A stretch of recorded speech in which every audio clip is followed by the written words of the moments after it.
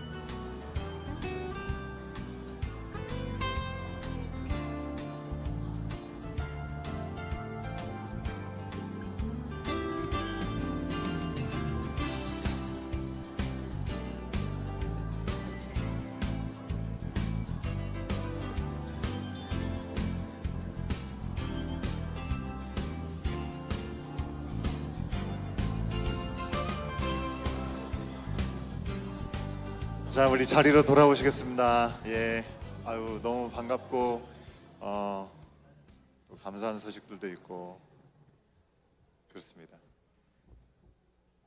우리 자리에서 일어나시겠습니다. 우리 신앙 고백으로 사도신경으로 하나님 앞에 우리의 신앙을 고백하고 주님 앞에 경배와 찬양으로 영광 돌리도록 하겠습니다. 함께 신앙 고백합니다. 나는 전능하신 아버지 하나님 천지의 창조주를 믿습니다. 나는 그의 유일하신 아들 우리 주 예수 그리스도를 믿습니다. 그는 성령으로 잉태되어 동정녀 마리아에게서 나시고 본디오 빌라도에게 고난을 받아 십자가에 못 박혀 죽으시고 장사된 지 사흘 만에 죽은 자 가운데서 다시 살아나셨으며 하늘에 오르시어 전능하신 아버지 하나님 우편에 앉아 계시다가 거기로부터 살아있는 자와 죽은 자를 심판하러 오십니다. 나는 성령을 믿으며 거룩한 공교회와 성도의 교제와 죄를 용서받는 것과 몸의 부활과 영생을 믿습니다. 아멘.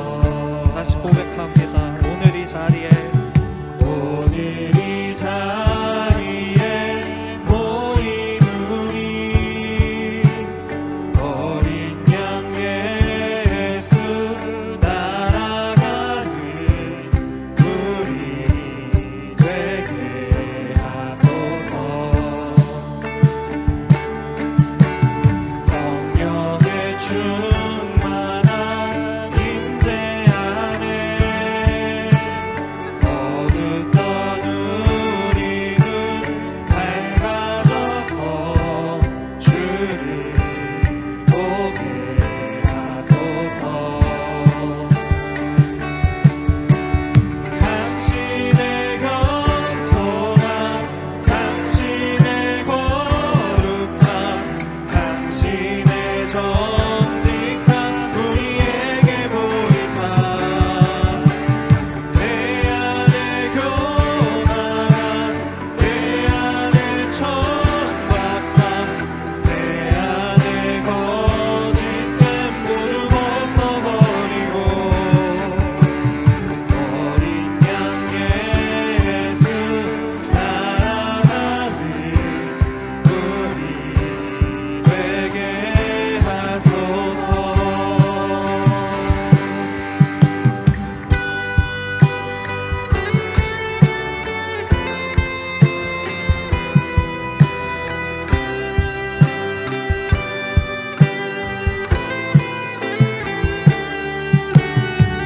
오늘 이 자리에 모인 우리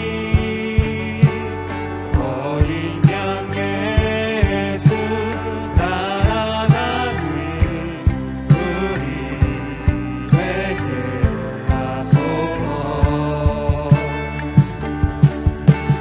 성령의 충만한 임재 안에 어둡던 우리는 밝아져서 주를 보게 하소서. 당신의 겸손함 당신의 겸손함 당신의 거룩함 당신의 정직함 우리에게 보이사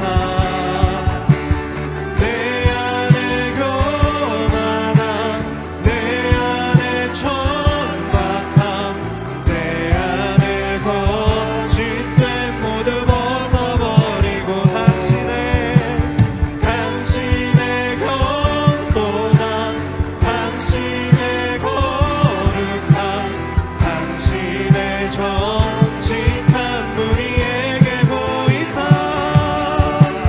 내 안에 교만함 내 안에 천박함 내 안에 거짓됨 모두 벗어버리고 당신의 겸손함 당신의 거룩함 당신의 정직함 우리에게 보이사 내 안에 교만함 내 안에 천박함 내 안에 거짓됨 모두 벗어버리고 어린 양 예수 따라가는 우리 되게 하소서. 아멘.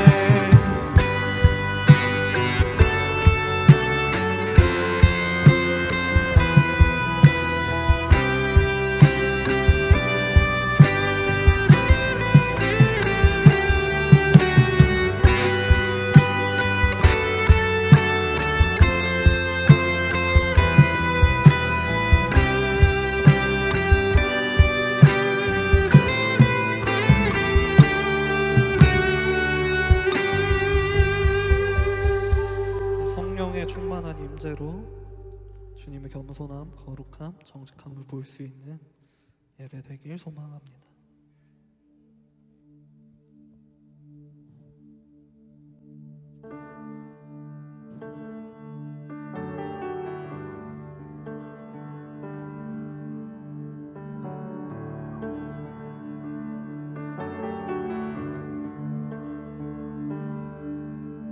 주의 사랑을 주의 선하심을 주의 은혜를 생각해보라. 하늘보다도 더 높으신 아버지의 사랑 크고 놀랍네. 아버지 사랑 크고 놀랍네.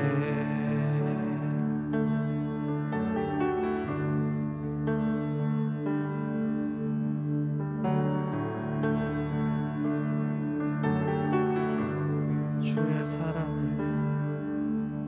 주의 사랑을 주의 선하심을 주의 은혜를 생각해보라. 하늘보다도 더 높으신 아버지의 사랑 크고 놀랍네. 아버지 사랑 크고 놀랍네.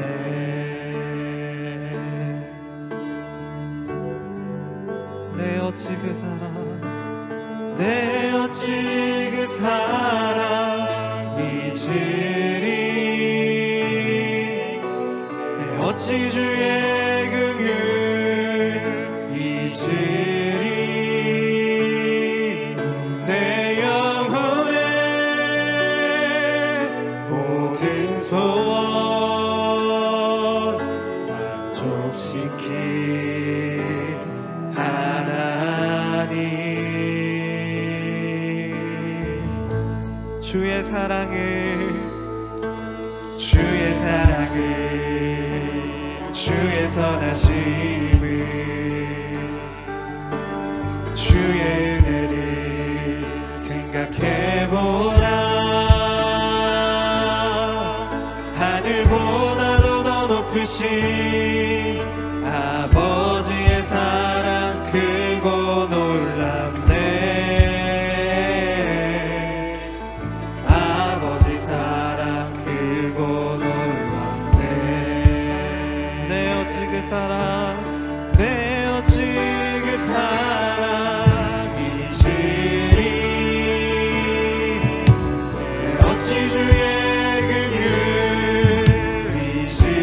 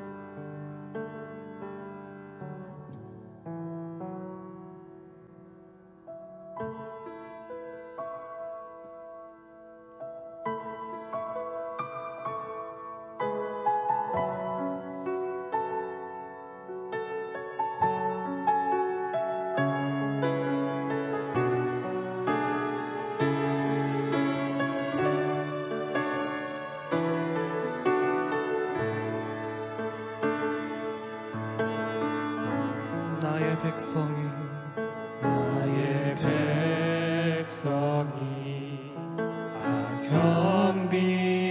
겸비하여 내게 기도하며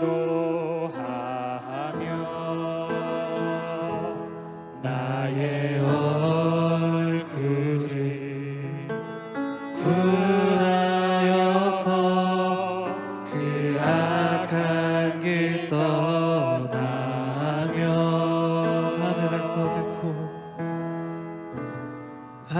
하늘에서 듣고 죄를 사하며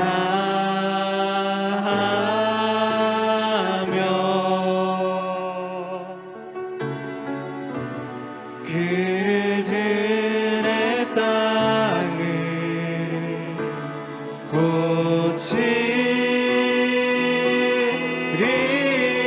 고치리라. 아버지여 고쳐 주소서.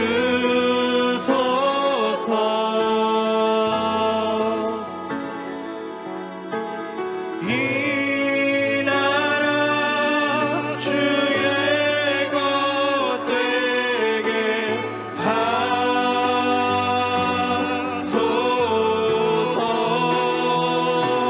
주 하나님 간절히 기도하오니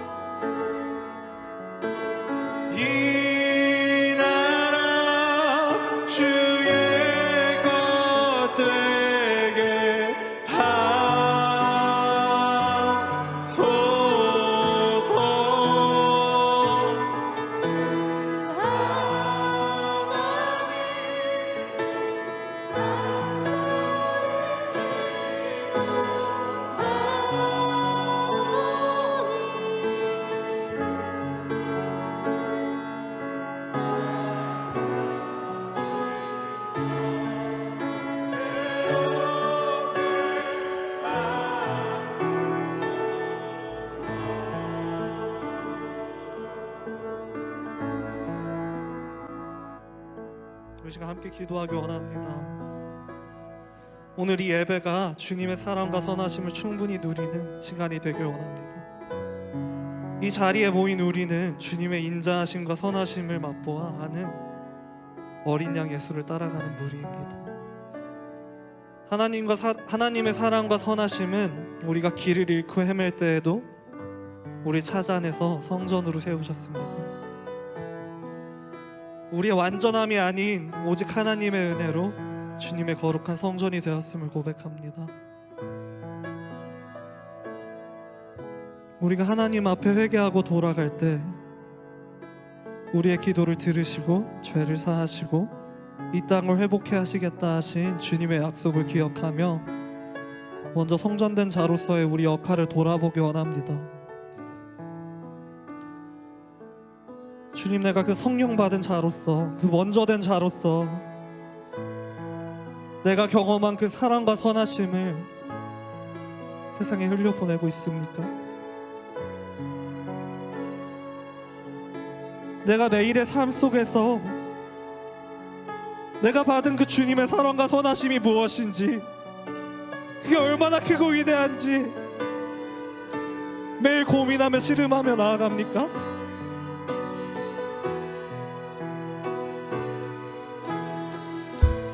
우리 이 시간 기도할 때 이렇게 다 같이 기도했으면 좋겠습니다.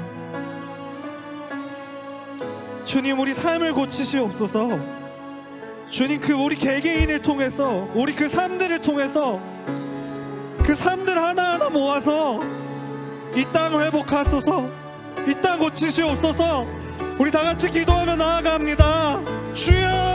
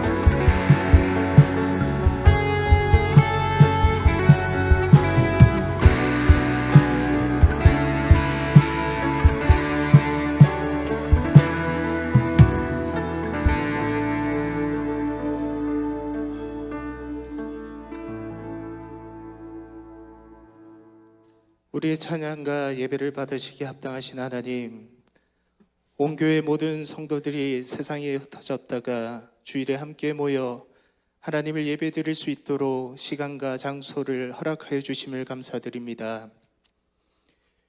우리들의 인생에 주님께서 찾아오셔서 사랑해 주셨고 우리의 모든 죄를 씻어 주시기 위해 십자가에 못 박혀 죽으셨습니다. 값없이 주신 그 은혜의 사랑을 우리 각자의 믿음의 고백을 통해 끊을 수 없는 부모와 자녀의 관계로 만들어 주셨습니다. 우리 삶의 그 사랑의 관계가 흘러넘치게 도와주셔서 세상에 소속되어 있는 곳들에서 빛과 소금처럼 어둠을 밝히며 맛을 잃어버리지 않고 주님 사랑 전하는 삶 살게 도와주시길 기도드립니다. 세상은 더 날로 악해져 가고 당연한 것이 아닌데도 당연한 것으로 생각하도록 만드는 사단의 유혹과 속삭임 앞에 속아 무너진 우리들의 삶을 이 시간 주님 앞에 회개합니다. 용서하고 치유하여 주셔서 다시 일어서게 도와주시길 기도합니다. 주님을 신뢰하고 예배드리기 위해 우리의 마음과 몸이 정직하고 정결하게 주님 앞에 나아가도록 인도하여 주시며 세상의 무거운 모든 짐들을 이 시간 내려놓고 주님을 바라볼 수 있는 예배의 시간이 되게 하시고 예배를 통해 회복되지 않은 관계들이 예수님의 은혜로 회복되게 도와주시길 기도합니다. 하나님의 은사와 부르심에는 후회하심이 없다는 말씀을 믿고 주신 사명을 가지고 복음 들고 나아간 선교사님 가정들이 주님을 온전히 신뢰하고 주님과 동행하는 삶 살 수 있도록 붙들어 주시며 필요한 모든 것들이 여호와 일에 하나님의 은혜로 준비되고 공급될 수 있도록 도와주시길 기도합니다. 우리 작은 신음에도 응답하시는 하나님, 몸이 편찮으신 성도님들에게 찾아가셔서 위로해 주시고 치유해 주시고 잘 회복되는 은혜를 허락하여 주시길 기도드립니다. 이른 비와 늦은 비를 허락하시는 하나님, 비자와 영주권, 신분의 문제로 기도하는 가정들이 있습니다. 이 땅을 밝게 하신 목적과 사명을 주님 안에서 찾게 하시고 주님의 선한 길로 인도하여 주시길 기도합니다. 오늘 말씀을 전하시는 담임 목사님의 삶 가운데 날마다 동행하여 주시고 힘과 건강 주시길 기도합니다. 맡겨진 목양과 말씀 준비에 온 힘을 다해 기도와 주님 주시는 지혜로 준비하게 도와주시길 기도합니다. 각 부서의 사역자들과 스태프들과 모든 정원지기와 식구들을 붙들어 주시고 한절기에 건강할 수 있도록 하나님 도와주시옵소서. 특별히 다음 세대 우리 자녀들이 예배를 통해 하나님을 바로 알아가도록 도와주시고 한 주간 흩어져 살아가는 삶 속에서 인생의 주관자 되신 하나님과 동행하는 삶, 예수님을 닮아가는 삶 살게 도와주시옵소서. 모든 것을 감사드리며 살아서 역사하시고 우리의 찬양을 받으시기에 합당하신 예수님의 이름으로 기도합니다. 역대하 제7장.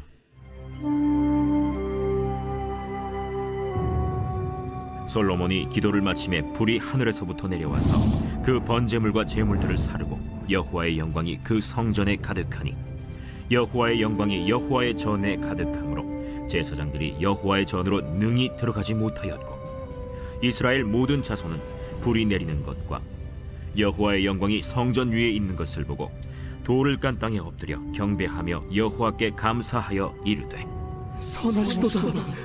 그의 인자하심이 영원하도다. 이에 왕과 모든 백성이 여호와 앞에 제사를 드리니 솔로몬 왕이 드린 제물이 소가 22,000마리요 양이 12만 마리라.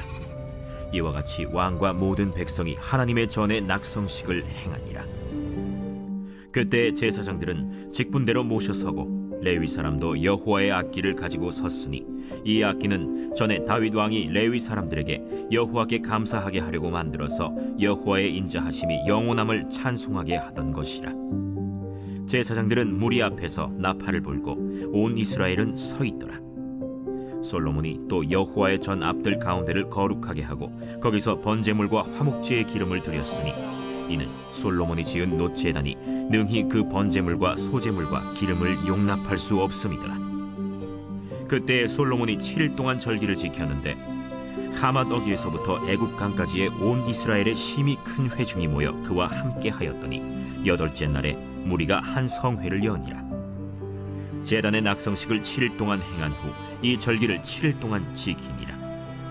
7째 달 제23일에 왕이 백성을 그들의 장막으로 돌려보내매 백성이 여호와께서 다윗과 솔로몬과 그의 백성 이스라엘에게 베푸신 은혜로 말미암아 기뻐하며 마음에 즐거워하였더라. 솔로몬이 여호와의 전과 왕궁 건축을 마치고 솔로몬의 심중에 여호와의 전과 자기의 궁궐에 그가 이루고자 한 것을 다 형통하게 이루니라. 밤에 여호와께서 솔로몬에게 나타나사 그에게 이르시되 내가 이미 네 기도를 듣고 이곳을 택하여 내게 제사는 성전을 삼았으니 혹 내가 하늘을 닫고 비를 내리지 아니하거나 혹 메뚜기들에게 토산을 먹게 하거나 혹 전염병이 내 백성 가운데에 유행하게 할 때에 내 이름으로 일컫는 내 백성이 그들의 악한 길에서 떠나 스스로 낮추고 기도하여 내 얼굴을 찾으면 내가 하늘에서 듣고 그들의 죄를 사하고 그들의 땅을 고칠지라. 이제 이곳에서 하는 기도에 내가 눈을 들고 귀를 기울이니 이는 내가 이미 이 성전을 택하고 거룩하게 하여 내 이름을 여기에 영원히 있게 하였습니다. 내 눈과 내 마음이 항상 여기에 있으리라. 네가 만일 내 앞에서 행하기를 네 아버지 다윗이 행한 것과 같이 하여 내가 네게 명령한 모든 것을 행하여 내 율례와 법규를 지키면 내가 네 나라와 왕위를 견고하게 하되 전에 내가 네 아버지 다윗과 언약하기를 이스라엘을 다스릴 자가 네게서 끊어지지 아니하니라 한 대로 하리라.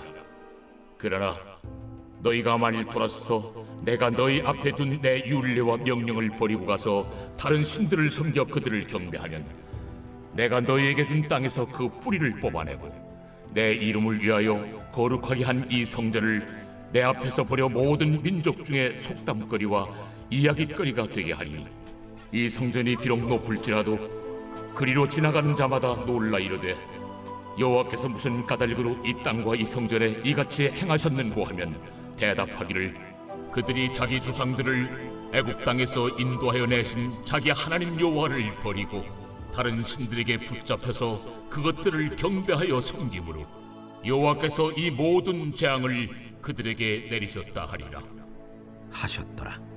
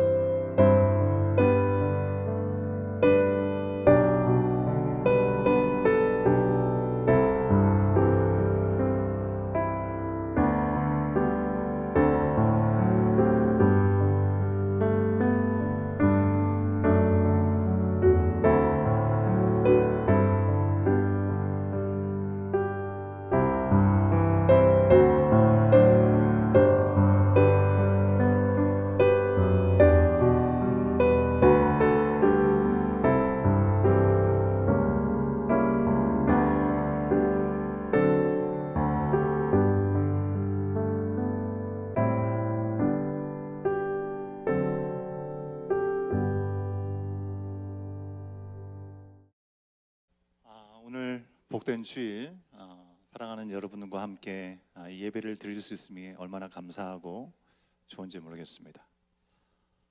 우리 교회는 보통 일주일에 단 한 번만 모여서 예배를 드립니다. 물론 때로는 특별 새벽 기도로 한 주간을 모일 때도 있고 금요 찬양 저녁 집회를 할 때도 있습니다. 그런데 대체로는 그렇습니다. 주중에는 우리가 각자의 삶의 자리에서 주님과 조용히 만나는 경건의 시간을 갖고 또 큐티를 통해서 말씀과 기도와 또 찬양을 드리면서 하나님과의 인격적인 개인적인 만남의 시간을 가지고 또 2주에 한 번 정도씩은 우리 정원 모임으로 함께 모이고 있습니다. 그러다 보니 적지 않은 많은 분들이 말씀을 하십니다. 우리 교회 본 주일 예배는 생명줄과 같다라는 표현들을 하시는 경우들이 있습니다. 이 예배를 정말 잘 드리고 싶다. 우리가 예배가 여러 예배가 있어서 그 중에 내가 올인할 수 있는 예배 선택이 여지가 있으면 또 모르겠지만 우리가 주일 예배에 한 번에 집중하고 있으니 이 예배를 좀 잘 들으고 싶다라는 바람들을 많은 분들이 말씀을 하십니다. 그렇다면 여러분, 오늘 여러분이 드리고 있는 이 예배는 어떠십니까? 저를 포함해서 많은 분들이 예배를 드리고 나면 피드백들을 하십니다. 서로 오늘 예배가 참 은혜로웠고 예배가 참 좋았다, 예배에 좀 하나님 만지시는 감동이 있었다, 혹은 뭐 부정적으로 얘기하는 경우는 오늘 예배에 집중하기가 참 힘들었다, 예배가 별로였다, 이런 표현들을 합니다. 그런데 여러분, 이 표현들이 사실은 지극히 우리 중심, 사람 중심의 표현이라는 것을 여러분 생각해 보셨습니까? 우리는 별 생각 없이 이렇게 쉽게 얘기를 하게 되는 경우들이 있는데요. 여러분, 우리 가운데 이 자리에 계신 가운데 새로 오신 우리 교회에 오신 분들 가운데 이제 막 오셔서 잘 모르시는 분, 또 진짜 하나님을 알지 못하고 처음 교회를 나오시는 분들, 그런 분들이 아니라면 우리가 예배를 드리는 예배의 대상은 바로 하나님이시라는 사실을 모르는 사람은 아마 아무도 안 계실 것입니다. 근데 우리가 예배가 좋았다, 예배가 그렇지 않았다라고 표현할 때, 우리가 그런 말을 할 때 그 말을 하는 주체는 누구이고 그 이유는 무엇입니까? 그 주체가 나 자신이죠. 그리고 그 이유는 그 상황에 대한 컨디션, 감정, 기분이나 내가 생각했던, 내가 경험했던 좋았던 예배에 대한 어떤 포메이션이 있는데 그거하고 좀 다를 때 그거에 대해서 부정적으로 혹은 너무 잘 맞을 때 긍정적으로 표현하게 된다는 것이죠. 내가 느끼기에 찬양이 정말 오늘 너무나 감동적이었어요. 특히 우리가 잘 아는 노래, 그리고 내가 정말 좋아하는 찬양이 또 주일 예배 찬양으로 선곡이 되어서 함께 부르게 되었을 때 정말 좋을 수 있습니다. 하지만 오늘 우리들의 기도라는 찬양, 우리가 잘 모르는 찬양일 수도 있을 것 같아요. 그러면 이 찬양은 뭔가 라는 생각이 들면 약간 찬양에 집중하지 못하면서 이건 별로다라고 생각하실지도 모르겠습니다. 우리 청년들의 경우는 같은 청년, 오늘 우리 준성 형제가 앞에 나와서 찬양 인도를 너무 귀하게 잘 해주셨습니다. 그렇게 우리 청년이 인도를 하면 또 다른 의미에서의 감동이 있고 또 뿌듯한 마음을 느낄 수도 있지 않을까 하는 생각을 해봅니다. 오늘 목사님의 설교는 다른 때보다는 좀 덜 지루해서 괜찮았어, 뭐 이렇게 말씀을 하실 수도 있겠고요. 오늘은 우리가 가족 예배를 현재는 좀 주로 드리기 때문에 내 옆에 앉아있는 우리 자녀가 너무 사부작거리지 않고 조용히 잘 앉아서 예배 드리면 오늘 예배가 좋았어 라고 표현하실 것입니다. 여러분, 만약 이런 식으로 예배가 좋았다, 그렇지 않았다라고 우리가 표현을 하고 있다면 여러분, 그것은 예배의 대상을 우리가 잊고 내가 예배의 주인이 되는 오류를 범하고 있는 모습일 수 있다라는 것입니다. 여러분, 나니아 연대기라는 소설을 통해서 우리가 잘 알고 있는 C.S. 루이스 변증가죠. 이분이 마지막으로 썼던 책, 그래서 사망 후에 출간되었던 The Letters to Malcolm, Chiefly on Prayer라는 책에서 그는 이렇게 얘기합니다. We do not worship to satisfy ourselves, but to glorify Him. Personal preference has no place in true worship.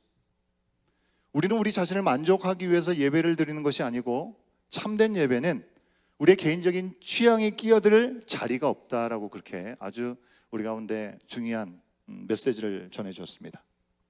여러분, 뭐 그렇죠. 그렇다고 해서 우리가 좋은 걸 좋았다고 좋은 걸 좋지 않았다고 얘기하거나 힘들 건 안 힘들었다고 얘기를 뭐 거짓으로 얘기할 필요는 없겠죠.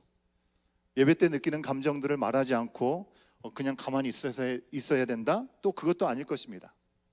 어떤 날은 내 느낌에 더 감정적이고 또 분명히 더 좋을 수도 있고요. 또 말씀이 어느 때보다도 귀에 쏙쏙 들어온 날도 분명히 있을 겁니다. 특히 내가 주중에 자주 듣던 찬양이 주일날 함께 선곡이 되어서 찬양을 하든지, 내가 주중에 묵상했던 그 말씀하고 너무나 일치되게 단위에서 선포하는 목사님의 말씀하고 딱 등장하게 되면 마치 닭살 돋듯이 와, 어떻게 이렇게 일치되게 말씀을 주시지? 라는 감동, 그런 감동과 느낌을 우리가 표현하는 것 자체가 문제는 아닙니다.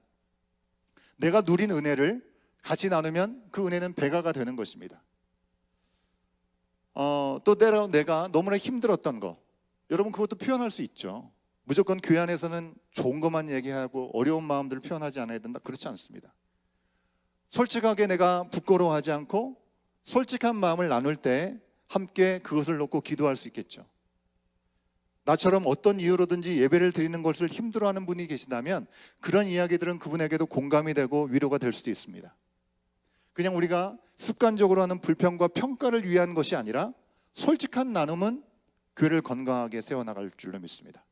그런데 그건 그냥 내가 감동받았다, 내가 오늘 힘들었다, 오늘 찬양은 내가 따라 부르기 좋았다, 오늘 설교는 나에게 이해가 잘 되었다, 오늘 기도는 기도하시는 분의 어떤 말뿐만 아니라 그의 삶이 묻어나는 것 같은 느낌이 들어서 나에게는 너무나 유난히 더 좋았다, 이런 식으로 우리가 표현하는 것이 옳다는 겁니다.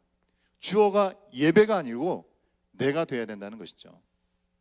여러분, 우리는 개인적으로 좋거나 그렇지 않은 것을 예배가 좋았다, 예배가 성공적이었다, 예배가 은혜로웠다라고 싹 싸잡아서 묶어서 말해서는 안 된다고 하는 것입니다.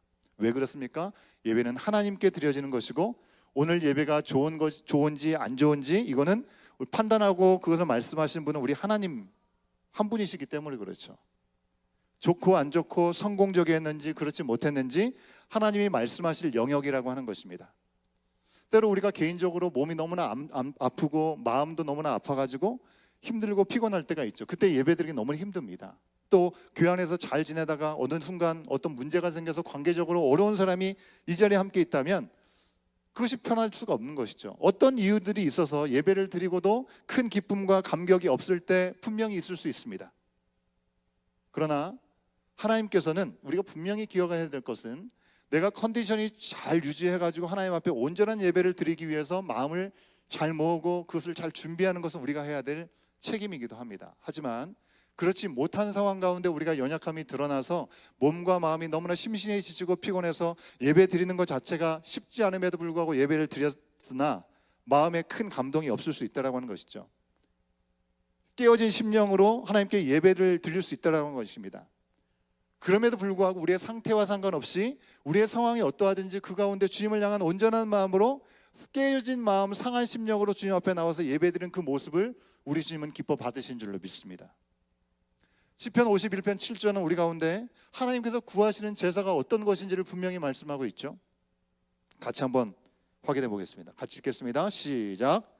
하나님께서 구하시는 제사는 상한 심령이라. 하나님이여 상하고 통회하는 마음을 주께서 멸시하지 아니하시리이다.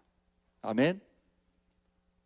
여러분, 우리가 가난한 마음이 되고 정말 괴롭고 곤고한 가운데 있을지라도 그 마음을 있는 그대로 가지고 주님 앞에 나가는 것을 주님은 기뻐하신다는 것입니다. 그렇다면 우리는 그 예배가 좋은 예배였는지 아닌지 전혀 느끼거나 알 수 없나요? 아니죠. 알 수 있죠. 느낄 수 있습니다. 하나님께서는 우리가 드리는 예배 가운데 하나님 기뻐하신 예배라는 것을 임재, 즉 이 가운데 함께 성령으로 임재하여 주셔서 우리 가운데 감동하심을 통해서 우리 가운데 알려주고 보여주십니다. 강팍해진 나의 마음 가운데 내가 알지 못하는 이유로 눈물이 주르륵 흐르고 하나님께서 주신 은혜를 생각하게 하신다면 끊임없이 하나님께서 우리 가운데 단비를 흘려보내고 계실 때 느끼지 못했던 것이 바로 눈물을 흘리는 그 순간 폭포수 같은 하나님의 은혜를 느끼는 경험하는 순간일 수 있다라고 하는 것입니다. 오늘 말씀을 보면 하나님께서 솔로몬이 성전을 봉헌하고 드린 제물과 기도를 받으셨다는 것을 아주 화끈하게 누구도 부인할 수 없게 그곳에 하나님께서 기뻐 받으셨다는 것을 우리 가운데 보여주고 있습니다. 1절 보면 솔로몬이 기도를 마치니 어떤 일이 일어났다고 얘기합니까? 역대하 7장 1절을 세 번역으로 함께 우리 확인해 보도록 하겠습니다. 같이 읽습니다. 시작. 솔로몬이 기도를 마치니 하늘에서 불이 내려와 번제물과 제물들을 살라버렸고 주님의 영광이 그 성전에 가득 찼다. 우리 예배 가운데도 주님의 임재가 가득할 줄로 믿습니다. 여러분, 놀라운 일이 벌어졌습니다. 하늘에서 불이 내려온 거예요. 꿈을 꾸고 있는 게 아니고요. 실제로 제단 위에 이 제물들을 올려놨는데 불이 내려가서 다 태운 겁니다, 여러분. 실제로. 그리고 주님의 영광이 그 성전 가운데 가득 찼다라고 얘기했습니다. 누구도 느낄 수 있는 그런 일이었습니다. 여러분 성경에서 불이 많이 나오는데 불은 여러 가지 의미로 우리 가운데 이야기를 사용됩니다. 먼저 오늘 말씀에서처럼 하나님의 임재, 하나님의 영광을 나타낼 때 불이 우리 가운데 표현될 때가 있습니다. 성경 속에 불이 의미하는 것을 몇 가지로 말씀을 드리겠는데, 첫 번째 말씀드린 대로 하나님의 영광과 임재입니다. 여러분 우리가 출애굽기 3장 말씀을 보면 이스라엘 민족들 이집트에 있었던 노예 생활하던 그들을 하나님께서 구출해 내시기 위해서 모세를 부르실 때 모습을 우리가 기억해 볼 수 있습니다. 출애굽기 3장에 보시면 가시떨기 나무 가운데 불이 일어가지고 하나님께서 그를 부르시는 장면들을 우리가 볼 수 있게 되는 거죠. 가시떨기에 불이 타고 있지는 않은데 불이 그 가운데 임했다. 하나님께서 그 가운데 임재하셔서 모세와 만나주고 계시다는 걸 우리 가운데 말씀해주고 있습니다. 두 번째 불은요, 정결과 시험을 우리 가운데 얘기합니다. 우리가 깨끗하게 되고 그리고 시험에 대한 이야기를 할 때 불을 표현합니다. 마태복음 3장에 보면 세례 요한이 등장하죠. 세례 요한이 세례를 많이 베풀었으나 그 뒤를 오시는 예수 그리스도는 바로 성령과 불로 세례를 주실 것이다라고 표현을 하고 있습니다. 온전케 하실 분이라는 얘기죠. 베드로전서 1장 7절 말씀에서도 하나님께서는 우리의 믿음을 불로 단련하시듯이, 때로는 우리가 고난 가운데 어려움 가운데 있는 것 같지만 그 시간들은 애매하게 고난을 받는 것이 아니고 하나님이 뜬하에 있는 것이면 불로 금을 연단하듯이 우리를 연단하셨을 때 결국 없어지고 마는 금보다도 더 귀한 우리의 믿음의 견고함을 우리 가운데 허락하신다라고 얘기를 하고 있습니다. 불은요, 세 번째 심판과 멸망을 의미합니다. 히브리서 12장 29절 말씀에 보면 하나님은 소멸하시는 불이다라고 얘기를 하고 있습니다. 마가복음 9장 43절에서 보면 지옥에 대해서 얘기할 때 지옥은 꺼지지 않는 불이 있는 곳이다라고 얘기를 하고 있습니다. 하나님은 소멸하시는 불로 우리를 심판하실 수 있는 분이시고요, 맹렬한 불로 더불어서 하나님께서 허락하신 기회를 놓친 자들은 불이 꺼지지 않는 지옥불에 떨어진다는 걸 말씀하고 있습니다. 마지막으로 네 번째, 성령의 능력과 열정을 불로 표현합니다.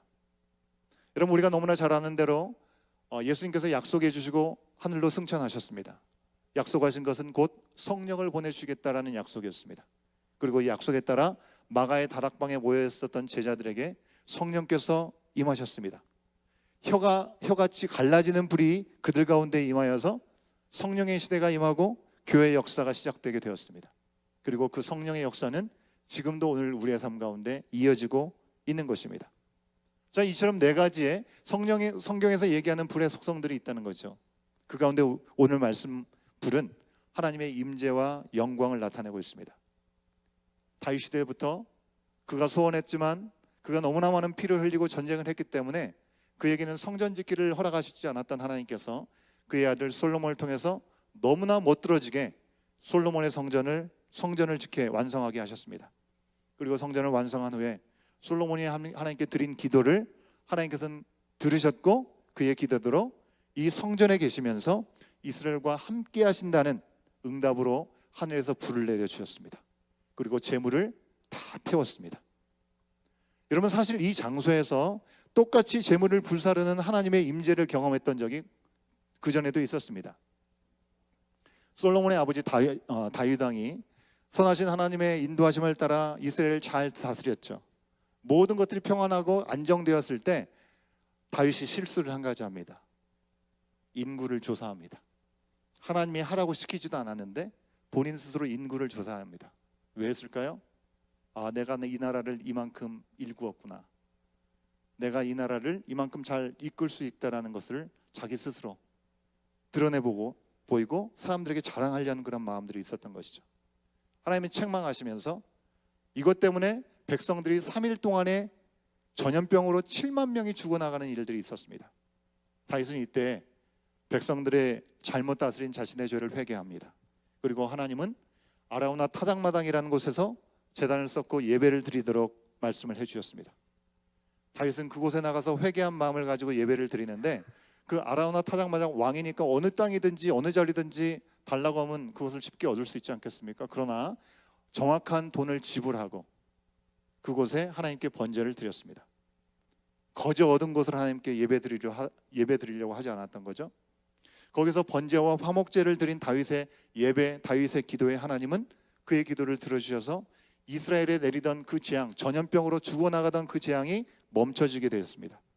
그 기도를 들어주셨을 때에도 오늘 말씀에서 같이 불을 내려주시고 응답해 주셨다는 것입니다. 확인해 볼까요?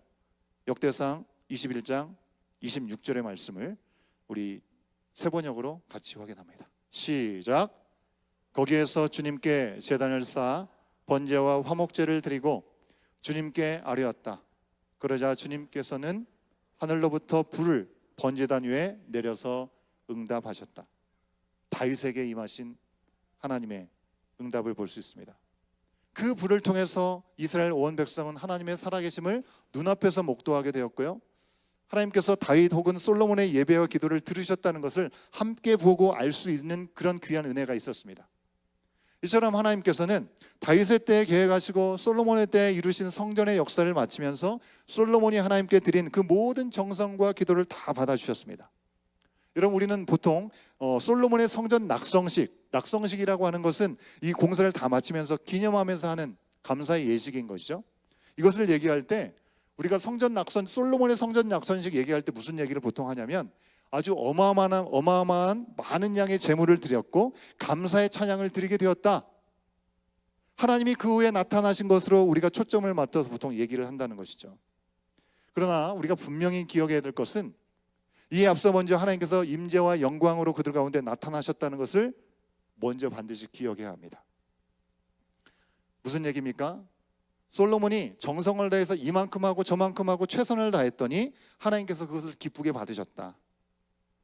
사람들도 기뻐 잔치를 하게 되었다. 그렇게 이해해서는 안 된다는 것입니다. 사실 이 모든 것의 시작은 하나님이 계획하신 것입니다. 성전이 솔로몬을 지었을 때 이 지었다고 해서 솔로몬의 성전이라고 우리는 부르고 있죠. 그죠? 솔로몬의 성전이라고 부릅니다. 하지만 사실 생각해 보십시오. 가나안 땅에 있었던 이스라엘 백성들을 정착하게 아름다운 성전을 짓기까지 모든 역사와 계획 가운데 그 일들을 시작하신 분, 준행하시는 분, 완성케 하신 분은 하나님이셨습니다. 그리고 이스라엘과 지도자인 다윗과 솔로몬은 그 모든 하나님의 타임라인 가운데 그들이 부르심에 순종했기 때문에 그 놀라운 영광스러운 일에 그들이 참여할 수 있었다는 것입니다. 그걸 누릴 수 있었던 것이죠. 여러분, 아브라함에게 하나님 말씀하셨죠. 본토 친척 아비집을 떠나서 가나안 땅으로 가라고 말씀하셨습니다. 가나안 땅으로 부르셔서 그 땅을 주고 별같이 바다의 모래같이 많은 민족 자손을 주겠다라고 얘기하시고 그 땅도 주겠다고 말씀하시면서 복이 되게 하시겠다라고 말씀하셨습니다. 그 약속하신 하나님께서 이집트 땅으로 그들을 70명밖에 되지 않은 그 적은 인원의 숫자를 이집트 땅으로 옮기셔서 안전하게 보호하시는 가운데 200만이 넘는 엄청난 자손으로, 백성으로 만들어 주셨다고 하는 것이죠. 그리고 출애굽할 수밖에 없는 노예 생활을 하다가 하나님께서는 거기에서 그들을 구출해 주시고 광야에서 사는 동안에 아무것도 없는 그곳에서 신발이 닳지도 않았다고 옷이 헤어지지도 않았다라고 말씀하고 있습니다. 그리고 약속대로 가나안 땅에 정착해서 이제 드디어 아름답고 견고한 성전을 짓게 된 것입니다. 이 모든 과정 중에 이 솔로몬을 불러서 이만큼 써주신 그 놀라우신 하나님의 은혜를 솔로몬은 잊지 않았던 것 같습니다. 여러분, 솔로몬이 이 성전이 아무리 이렇게 화려하고 클지라도 하나님을 담을 수 없는 곳이라고 그가 고백하고 있기 때문에 그렇죠. 아무리 큰 역사를 솔로몬이 이루었어도 언제든지 흔들릴 수 있고 넘어질 수 있는 연약함이 그 가운데 있다는 것을 그 스스로는 분명히 알고 있었던 것 같습니다. 그래서 뭐라고 얘기합니까?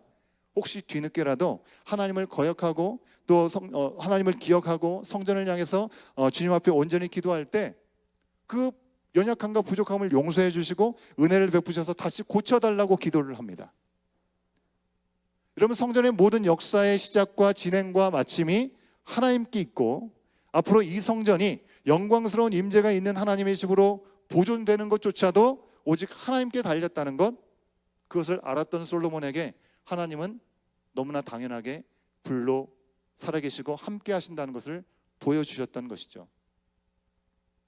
하나님께서 솔로몬의 기도를 기쁘게 들으시고 모두가 다 볼 수 있도록 불로 응답하시면서 그것만이 아니라 또 밤에 그가 잠을 잘 때 언약을 컨펌해 주셨습니다. 그것은 솔로몬이 다른 사람들과 뭔가 다른 특별한 믿음이 있어서가 아니고 또 그가 한 일이 하나님 보시기에 믿기지 않을 정도로 위대한 일을 했기 때문이 아니라는 것입니다.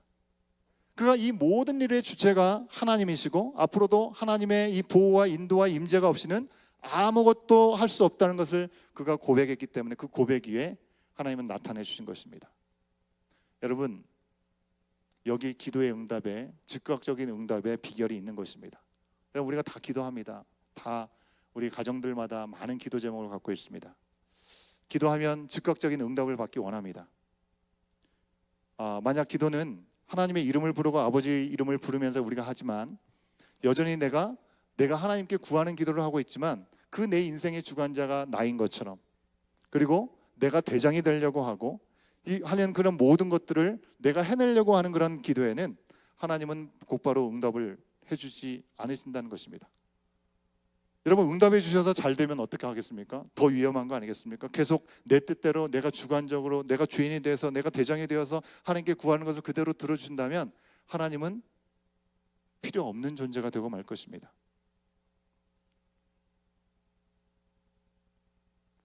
우리가 기도를 하는데도 잘 응답이 되지 않고 뭔가 더딘 상황들을 우리가 경험하면 우리는 생각해 봐야 합니다. 내 안에 내가 너무 많은 거 아닌가? 돌아봐야 합니다. 여러분, 하나님 앞에 알라딘 얘기했었잖아요. 요술램프의 지니에게처럼 내 소원을 다 들어달라고 위험하고 무리한 요청을 하고 있는 건 혹시 아닌가? 우리는 돌아봐야 합니다. 여러분, 응답이 지체되는 이유가 꼭 우리의 교만 때문만은 아닐 것입니다. 때로는 더 좋은 길을 하나님이 예비하여 주셨기 때문에 그 일들이 지체될 때도 있습니다. 그러나 적지 않은 경우에 기도가 바로 응답되지 않을 때 우리는 우리 자아가 너무 강한 거 아닌가? 하나님의 뜻을 먼저 구하기보다 내가 원하는, 내가 바라는 그 뜻에 완전히 집중하고 있기 때문이 아닌가? 하나님을 믿노라 하면서도 여전히 하나님 말고 내가 믿는 다른 구석이 있어서 그것을 통해서 이루어지기를 원하는 마음이 있지는 않은가? 돌아보아야 한다는 것입니다. 그러나 솔로몬에게는 하나님이 참으로 빠른 응답을 연달아 주셨습니다. 모두가 보는 앞에서 불로 임재하여 주셨고, 그가 개인적으로 밤에 잘 때 꿈을 통해서도 보여주셨습니다. 그의 기도를 이미 들으시고 바로 응답하신 이유가 바로 여기 있습니다. 그가 겸손하게 주님의 주님 되심을 인정했기 때문에 그렇습니다. 우리가 좋아하는 다니엘서도 보면 기도의 응답이 정말 너무나 빠르게 응답되는 그런 내용들을, 우리가 인상적인 구절을 볼 수 있습니다. 많은 사람들이 그래서 그 구절에 대해서 새 일의 기도라고 얘기를 합니다. 그러면서 새 일의 기도라는 제목을 붙여가지고 교회 안에서도 하고 또 기도 운동을 하기 위해서 새 일의 기도라는 이름으로 함께 모이기도 하는 것이죠. 여러분, 새 일의 기도는 기도를 시작한 첫날부터 하나님이 그 기도를 들으셨다라는 부분 때문에 사람들에게 도전이 되고 엄청난 부러운 마음을 가지고 그렇게 기도하면 또 우리에게도 응답해 주시지 않을까라는 그런 기대를 갖게 되는 것이죠. 새 일회가 3주간을 얘기하는 것이죠. 여러분, 다니엘은 자기 고국의 땅이 아닌 이방인의 땅에서 하나님을 믿는 믿음을 놓지 않고 고기와 포도주와 자신을 즐겁게 하는 음식을 삼가했습니다. 고기 먹는 것이 뭐가 잘못인가? 하지만 기본적으로 고기는 그 땅의 우상에게 드려지는 것이 첫 번째 하는 일이었습니다. 몸에 기름을 바르지 않았습니다. 때로는 고행을 하면서 기도하였습니다. 근데 하나님께서 기뻐하시는 건 뭐겠습니까? 21일이라는 시간 동안에 때로는 금식하고 고행을 하고 내 자신을 쳐서 육신을 복싱시켜가지고 하나님께 집중했다, 그날을 지켰다, 긴 날짜를 특정 음식을 먹지 않는 것, 거기에 대한 것이 아니라는 것입니다. 다니엘서 10장 12절에 있는 말씀을 우리가 같이 한번 세 번역으로 확인해 보도록 하겠습니다. 빨간 글씨를 유심히 보시면서 같이 한번 읽어보겠습니다. 시작. 그가 내게 말하였다. 다니엘아, 두려워하지 말아라. 내가 이 일을 깨달으려고 하나님 앞에서 스스로 겸손하여지기로 결심한 그 첫날부터 하나님은 내게 간구하는 말을 들으셨다.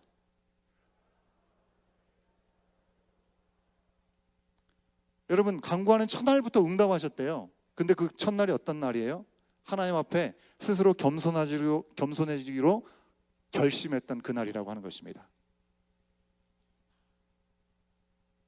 첫날부터 기도에 응답을 받을 수 있었던 그런 이유는 그가 하나님 앞에서 스스로 겸손해지기로 결심하고 주님 앞에 그 마음을 드렸기 때문이라는 것입니다. 그러니 여러분, 우리가 하나님께 무엇을 구하고자 할 때 정말 중요한 것은 우리의 중심이 어디에 있는가를 돌아보고 시작하는 것입니다. 하나님을 경외하는 거, 겸손하게 주님 앞에 맡겨드리고 나가는 것인가? 나의 소원하는 것을 다 뒤로 밀어두고 무조건 하나님의 뜻을 구하라고 하는 거냐?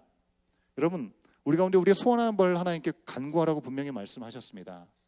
하지만 우리의 생각보다 더 깊고 넓으신 하나님의 뜻이 온전하다는 그 신뢰와 믿음 가운데 우리 중심을 주님 앞에 먼저 드리는 것이 중요하다고 하는 것이죠.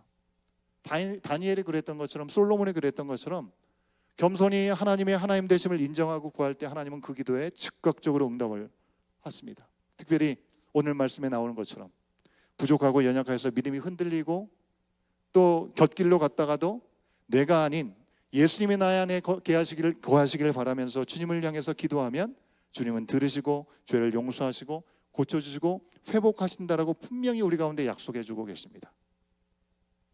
이 솔로몬의 제물이 불로 태워져서 하나님의 임재와 영광이 나타난 그 후에 여러분, 이스라엘 백성들은 하나님의 영광 앞에 22,000마리의 소를 그리고 12만 마리의 어린 양들을 제물로 드렸습니다. 여러분, 이 많은 양을 새로 지었던 번제단에 제물로 다 드릴 수가 없었습니다. 엄청난 양이었습니다. 자랑거리일 수 있겠죠. 하지만 거기서 끝나지 않고 초막절 이 절기도 잘 지켰습니다. 초막절은 무슨 절기입니까? 광야에서 하나님께서 어떻게 인도하시고 보호하셨는지를 기억하게 하는 그런 절기였던 것이죠. 이제 성전의 시대가 열렸으니 더 이상 우리가 헤매이고 방황할 필요가 없이 정착했다는 것이 얼마나 감사한지를 과거의 조상들의 역사 가운데 하나님 함께 하셨던 시간들, 열악한 상황 가운데서도 하나님은 지키셨고 약속한 대로 우리를 정착하게 하시고 이 자리에서 하나님과 함께 지낼 수 있는 은혜를 주셨다는 그 사실에 그런 기뻐하고 만족할 수 있었을 것입니다. 그러나 그런 모습을 보고 하나님은 이제 됐다 하시지 않으셨다는 것입니다. 솔로몬의 기도대로 이 성전을 택하여 기도와 예배를 받고 내 눈과 마음이 이곳에 있겠지만 만일 너희들이 또다시 마음이 변하고 말씀을 떠나서 우상을 섬긴다면 이 거룩하고 화려하고 휘황찬란한 이 성전도 나는 버릴 것이다. 이스라엘은 택한 나의 백성이지만 하나님을 버리고 우상을 향해 나가면 비웃음거리가 되게 할 것이다 라고 경고하셨습니다.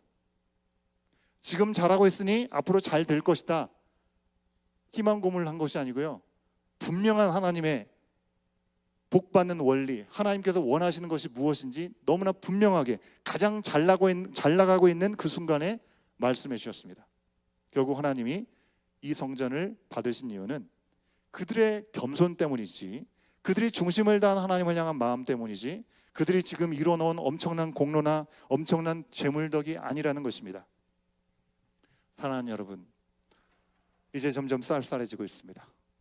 9월의 마지막을 향해 가고 곧 이제 10월달이 옵니다. 추수와 감사의 가을이 되었습니다. 여러분, 우리는 무엇을 감사하고 있고 또 이 한 해를 어떤 마음으로 마무리하고 있습니까? 분명히 한 해를 돌아보면 어렵고 힘들었던 순간들도 우리 가운데 기억이 됩니다. 하지만 뿌듯하고 만족할 만한 감사의 제목들도 그와 못지않게, 아니 그와 비교할 수 없게 훨씬 더 많을 것입니다. 하지만 감사의 그 주체와 이유조차도 나에게서 비롯된다면 여러분, 우리의 감사는 우리 자신만의 것이지만 하나님께서 받으시는 것과는 상관이 없을 수 있다는 겁니다. 이제 우리가 2주 후에 우리 연합정원별로 감사의 찬양을 드리는 시간들이 있어서 준비 중이실 텐데요. 이 또한 우리 연합정원이 어떻게 하면 우리 정원이 더 빛나게 자랄까? 우리 정원이 드러나기보다는 우리와 함께 하시고 여기까지 우리를 도우신 그 하나님을 향한 감사와 겸손의 고백이 되길 바랍니다. 아멘. 여러분, 이것이 누가 더 잘하느냐 경쟁하게 만드는 장기자랑이 아니라 예배의 순서 가운데 여러분 연합정원들이 섬기게 된 이유인 것입니다. 감사 예물도요, 내가 여유가 있어서 혹은 내가 하고 싶어서 우리 교회가 절기연금을 전달하는 것이 내 마음에 너무나 꼭 들어서 내가 열심히 잘해야지, 그게 아니라 주님이 나를 구원하시고 인도하시고 그 은혜에 너무나 감사해서 여러분, 하나님께서 우리 가운데 주신 사랑이 이웃에게 그대로 흘러가야 된다고 우리가 매주일 하나님께서 우리 교회에 주신 정체성이 여기 있습니다. 온 교회의 정체성은 하나님 사랑, 이웃 사랑입니다. 다른 게 아니고요. 우리가 정의한 게 아니고 하나님께서 그게 제일 중요하다고 말씀하셨기 때문인 것이죠. 그래서 마음과 정성과 힘을 다해서 우리가 준비할 수 있으면 좋겠습니다. 평소에 드리는 예물과 헌금도 마찬가지입니다. 여러분, 내가 마음에 있는 감동이 있는 그런 부서, 어떤 부서에서 행하는 행사가 있으면 여러분, 우리 교회 참 너무 감사한 것은 여러분들이 보이게 보이지 않게 참으로 도네이션으로 함께 마음을 모아주신다고 하는 것입니다. 너무나 귀하고 좋은 모습입니다. 할 수 있는 대로 최선을 다해 주시면 좋겠습니다. 그런데 그것만 하면 내 중심의 헌물이 될 위험이 있다는 것입니다. 내가 하고 싶은 데만 하고, 이거는 별로 나의 마음에 들지 않고, 그러면 내가 하고 싶은 대로 한 거거든요. 내 중심이 되는 겁니다. 그것도 계속 잘 하셔야 됩니다. 평소에 우리가 주님 앞에 감사함으로 주정 헌금을 드리고, 감사의 제목이 있을 때 드리고, 또 하나님께서 우리 가운데 모든 것을 주셨다는 것을 고백하는 11조의 헌금을 드리고, 또 선교 그 외의 모든 헌금들이 하나님으로부터 왔다는 신앙 고백이기 때문에 주님께 드려지는 겸손한 마음으로 정성껏 나의 상황과 형편이 어떠하든지 하나님과 약속으로 바르게 허락하신 그 은혜를 기억하면서 우리의 은혜의 분량대로, 지나치기가 아니라 주신 마음대로 바쳐드릴 수 있는 우리 공동체가 되어야 될 줄로 믿습니다. 우리가 온전히 중심을 다해 드는 그 기도와 예배와 예물과 회개, 하나님께서 이미 받으시고 이미 다 알고 계시고 주님의 완전하신 뜻대로 응답하신다는 사실들을 확신하고 기억하면서 오늘도 내 중심의 삶에서 떠나서 여호와께 돌아가서 주님을 높이고 겸손히 순종하고 살아갈 수 있는 우리들의 이런 한 주간이 될 수 있기를 다시 한번 소원하고 결단하고 주님 앞에 나갈 수 있는 우리 모두가 될 수 있기를 간절히 소원합니다. 찬양팀 나오시면 좋겠습니다. 여러분, 말씀을 마치면서 여러분에게 오늘 주셨던 이 말씀을 통하여 여러분에게 적용해 볼 질문들을 던져드립니다. 첫 번째, 최근 또는 올 한 해 하나님께 가장 감사했던 것은 여러분 무엇입니까? 이것이 내 중심의 감사입니까? 아니면 하나님을 주인으로 삼은 그런 감사입니까? 기도 후에 하나님이 마치 그 기도를 기다리신 것처럼 느껴질 정도로 기도를 바로 들어주셨다고 생각하신 적이 여러분에게도 있으십니까? 그런 경우가 있다면 왜 하나님은 그 기도가 바로 응답될 수 있도록 인도해 주셨을까요? 다 같이 일어나시겠습니다. 찬양의 가사를 생각하시면서 우리가 주님을 등 돌리고 돌아설지라도 주님의 사랑은 우리를 포기하지 않으십니다. 모든 걸 내어주시고 우리를 끝까지 얻기를 원하시는 그 주님의 마음으로 우리도 주님 앞에 돌아갑니다. 고백하기 원합니다. 내 백성이 나를 떠나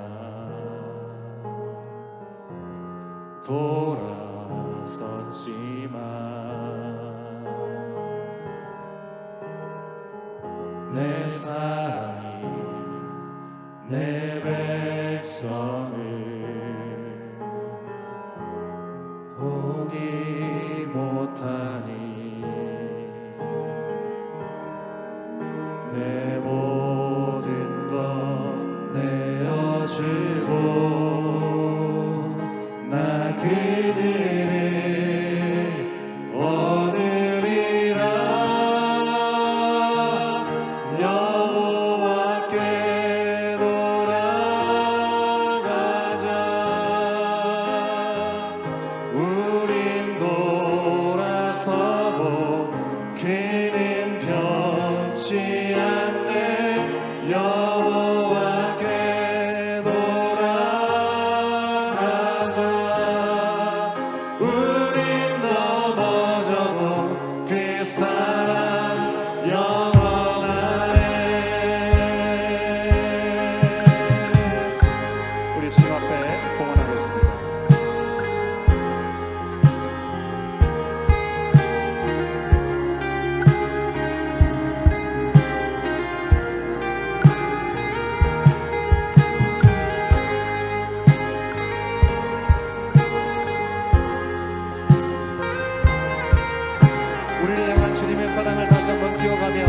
처음부터 다시 한번 고백합니다. 내 백성이 내 백성이 나를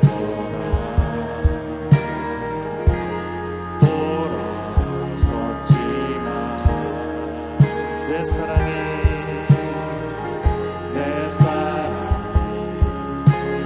백성을 포기 못하니 내 모든 것 내어주고 나 그들을 얻으리라. 여호와께 돌아가자. 우린 돌아서도 그는 변치 않네. 여호와께 돌아가자. 우린 넘어져도 그 사랑 영원하네.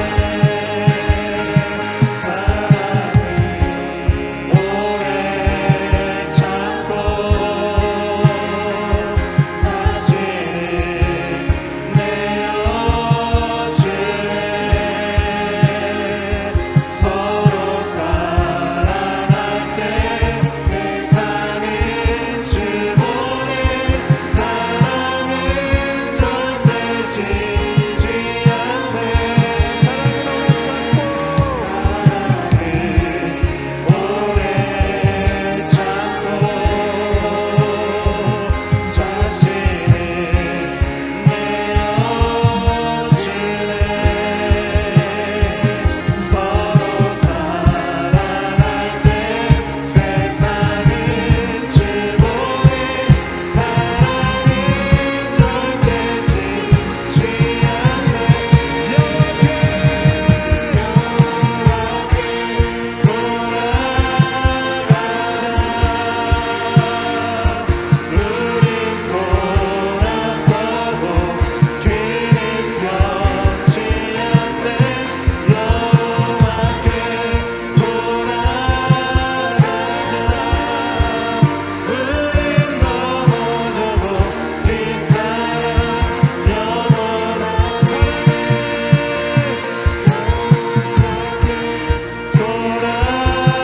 사랑에 돌아가자. 우린 돌아서도 그는 변치 않네. 여호와께 돌아가자. 우린 넘어져도 그 사랑 영원하네. 우린 넘어져도 그 사랑 영원하네. 우리 손을 든 채로 이 시간 함께 기도할 때 늘 흔들리고 넘어지는 우리의 모습 너무나 부족하고 연약하지만 그래서 우리가 하나님에게서 돌아설지라도 우리를 포기하지 않으시는 그 주님의 사랑 앞에 이 시간 섭니다. 주님, 우리의 모든 연약함으로 주님을 향하지 못할지라도 언제나 우리를 향한 그 사랑의 변함없으신 그 주님께로 다시금 이 시간 주님을 향해 바라보며 나아오니 성령 하나님 이 시간 우리를 만져주시옵시고 솔로몬의 제사를 통하여 충만하게 임했던 하나님의 임재하심과 성령의 주관하심이 이 시간 우리를 감싸게 하여 주시옵소서. 우리의 중심의 삶에서 돌이켜서 겸손히 주님을 바라게 하여 주시옵소서. 이미 우리의 모든 것들 다 아시고 지체 없이 들어주시는 주님의 임재를 경험할 수 있는 이 시간 우리의 모든 삶의 자리가 될 수 있도록 주여 인도하여 주시옵소서. 주여 연약하고 가난한 심령으로 상한 심령으로 동의하고 잡아가는 심령으로 주님을 바라보는 우리의 심령 가운데 주님 우리 가운데 말씀하여 주시옵시고 우리를 어루만져 주시는 귀한 시간을 통하여 주님을 다시 한번 깊이 경험하고 그 주님 앞에 우리의 주도권을 내어드릴 수 있는 이 시간 되게 하시고 우리의 삶과 우리의 가정과 우리의 정원과 우리의 교회 공동체가 되게 하여 주시옵소서. 우리 주님 한번 외치고 기도합니다. 주여 아버지 하나님, 우리의 모든 연약함을 이 시간 내려놓습니다. 주여 내가 주인의 자리에 있지 않게 하여 주시옵소서. 내가 원하고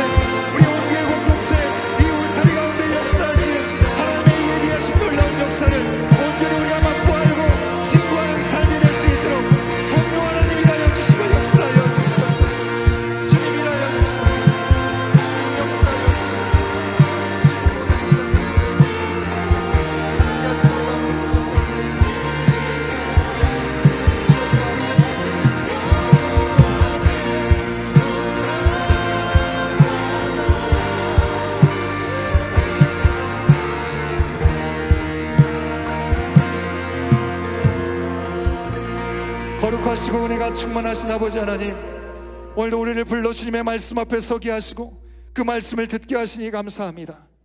주님, 우리는 예배를 드릴 때 오직 주님만이 예배를 받으실 분이라는 것을 입술로 고백하고 그렇게 믿고 있다고 여기면서도 우리의 감정과 기분에 따라 예배의 좋고 나쁨을 생각하는 것, 그것이 바로 내 자신이 예배의 주인이 되는 것인지도 모른 채 그렇게 말할 때가 많았음을 고백합니다.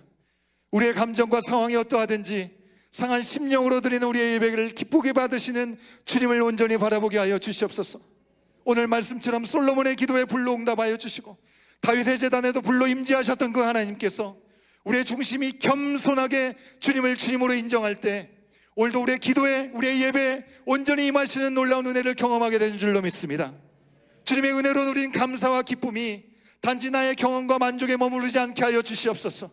모든 시작과 끝이 바로 하나님께 있음을 기억하고 하나님을 주인으로 삼는 감사가 있게 하여 주시옵소서. 우리가 드리는 예배와 우리의 드리는 예물과 우리가 드리는 기도와 찬양이 습관적이지 않게 하여 주시옵시고 내 중심이 되지 않게 하여 주시옵시고 하나님의 하나님 되심을 높이는 고백이 되게 하여 주시옵소서. 다윗과 백성들이 범죄하여서 죽음의 심판을 당했던 그 자리가 성전이 되는 자리가 되었음을 우리가 기억합니다. 다시 이스라엘에 임재하여 주시고 함께 하신다고 약속하신 아버지 하나님, 다니엘과 솔로몬처럼 하나님을 경외하고 겸손히 주님을 향해 나갈 때 주님께서 우리의 기도에도 응답하심을 믿습니다. 추수의 계절을 맞이하면서 주님, 우리의 감사의 이유가 무엇인지 바로 돌아보게 하여 주시고 여기까지 인도하신 하나님의 은혜가 아니고는 그 무엇도 불가능했다는 사실들을 다시 한번 기억하고 온전한 감사로 주님 앞에 돌리는 온 공동체 되게 하여 주시옵소서. 모든 영광과 찬양을 받으시게 합당하신 우리 주님 앞에 우리의 시간과 우리의 중심을 다해드리는 이 시간 물질을 올려드립니다. 인색함이 아니라 즐거이 주님 앞에 감사드리는 제물을 불러 태워 임재를 경험하게 하신 그 은혜가 바로 오늘 우리의 삶에도 온전하게 경험되게 하시고 흠양하여 주시옵소서. 우리의 삶의 모든 필요를 아시는 주님께서 그 모든 것을 책임져 주시는 은혜를 경험하는 모든 삶의 자리가 되게 하여 주시옵소서.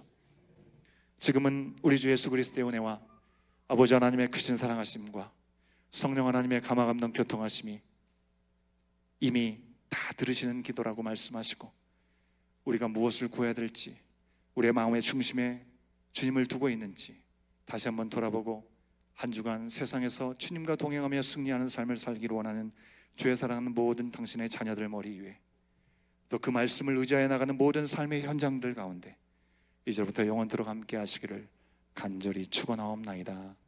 아멘.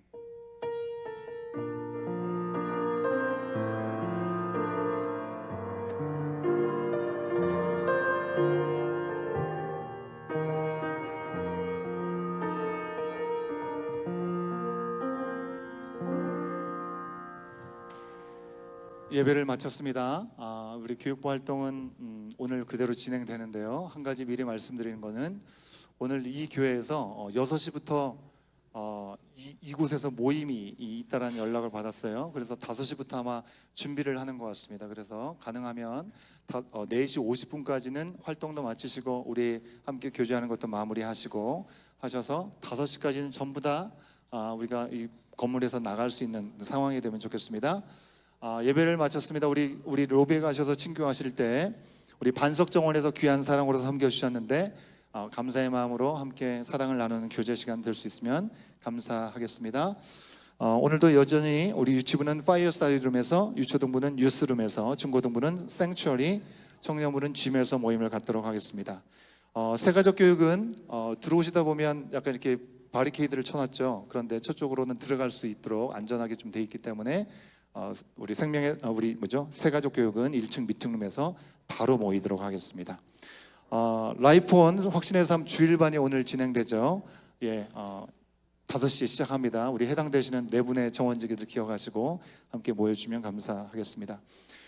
추수감사 리허설이 다음 주 10월 5일 날 예배 끝나고 나서 바로 진행됩니다. 연합정원별로 우리가 준비를 하는데 우리 자녀들도 그 연합정원에 속해 있기 때문에 같이 합니다. 그래서 다음 주에는 말씀드린 대로 교육부 활동이 따로 없습니다. 자, 어떻게 순서를 여기 리허설 준비하시면 되느냐? 여러분 순서를 여러분에게 이렇게 안내해 드립니다.